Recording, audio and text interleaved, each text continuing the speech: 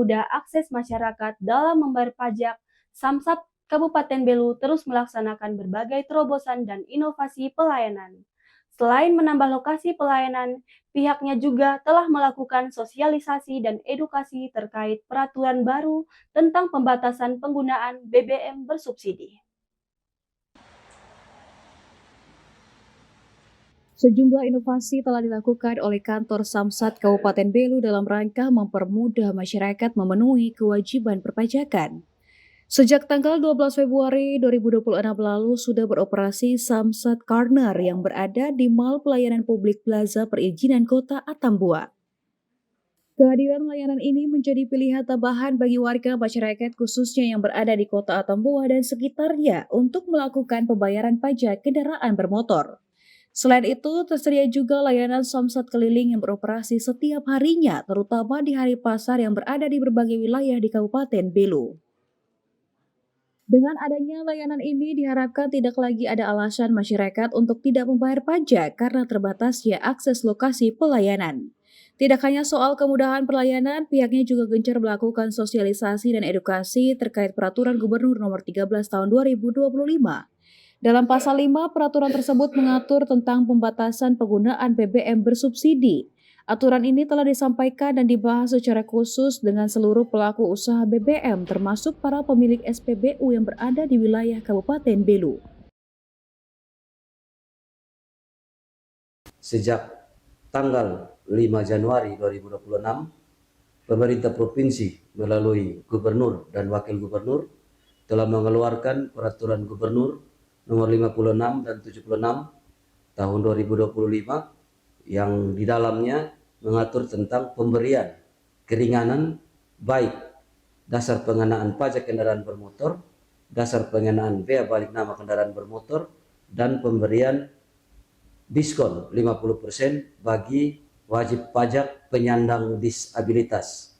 Yang kedua, dalam rangka mendekatkan dan mempercepat pelayanan bagi masyarakat wajib pajak di Kabupaten Belu, kami, Kantor Bersama Samsat Belu, telah melakukan beberapa inovasi, khususnya penambahan titik pelayanan. Sejak 12 Februari 2026 telah hadir Samsat Corner berlokasi di Mall Pelayanan Publik Plaza Perizinan Kota Atambua sebagai opsi tambahan lokasi pembayaran pajak bagi warga masyarakat di Kota Atambua. Selain itu juga ada Samsat keliling yang di setiap harinya beroperasi di hari-hari pasar di wilayah Kabupaten Belu. Yang ketiga, perlu kami sosialisasikan dan kami edukasikan juga terkait Pergub 13 tahun 2025, di mana dalam satu pasalnya, di pasal 5-nya, mengatur tentang pembatasan penggunaan BBM bersubsidi.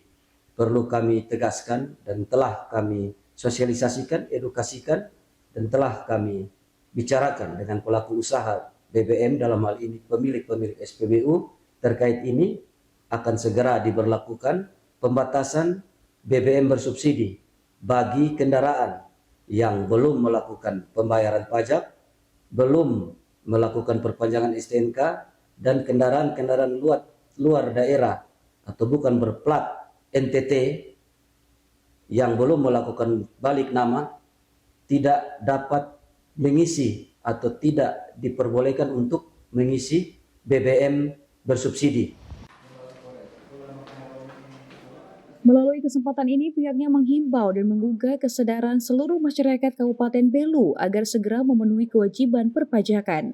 Karena pajak merupakan sumber pendanaan utama pembangunan daerah, maka ketaatan membayar pajak merupakan partisipasi nyata dari masyarakat dalam membangun wilayah ini.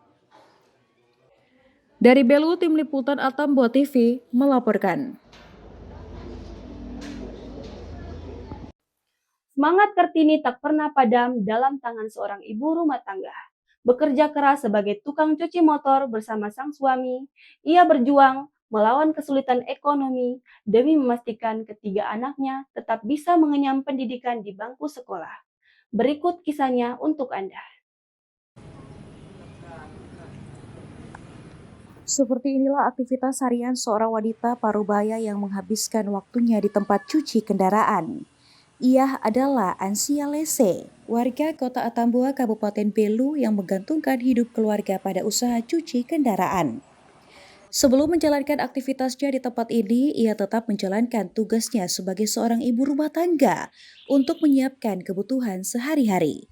Selanjutnya, ia langsung berbagi tugas dengan sang suami untuk memulai pekerjaan utama mereka sebagai penyedia jasa cuci kendaraan.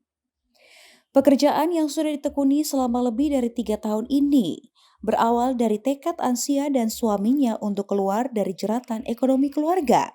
Keduanya memilih untuk membuka usaha sendiri yang terbukti memberikan penghasilan lebih banyak. Meski pekerjaan ini menuntut tenaga ekstra dan identik dengan kaum pria, Ansia mengaku tidak canggung maupun malu. Baginya, pekerjaan tersebut halal dan menghasilkan uang, gengsi bukanlah halangan. Dalam sehari, pendapatan yang diraih cukup untuk menyokong kebutuhan rumah tangga, yakni berkisar antara 300 hingga 400 ribu rupiah saat sepi dan bisa mencapai 800 ribu rupiah ketika ramai pengunjung. Seluruh hasil keringatnya ini difokuskan untuk biaya hidup sehari-hari dan biaya pendidikan ketiga anaknya. Pagi-pagi saya sudah buka. Dan saya yang buka sendiri. Dia bapak belum bangun, saya sudah buka. Saya sudah buka duluan ini cuci motor. Setelah buka habis, saya masih aktivitas di dapur. Nah, setelah kalau rame, saya cuci motor sudah di luar. Ya. Ini sudah berapa lama Mama berjalan? Sudah 3 tahun lebih. 3 tahun. Ya. Nah, Mama, ini kan pekerjaan ini kan biasanya dilakukan oleh laki-laki toh. Ya. Nah, kenapa kalau Mama sebagai perempuan ini apakah tidak malu atau canggung dengan ini pekerjaan kan? Saya sebagai perempuan saya tidak malu cari uang. Ya, mau cuci motor apapun yang mau kerja, saya kerja saja. Yang penting menghasilkan uang itu saja. Di momen Hari Kartini ini, Ansia Lese menaruh harapan besar agar kerja kerasnya bersama sang suami dapat membawa masa depan yang lebih baik.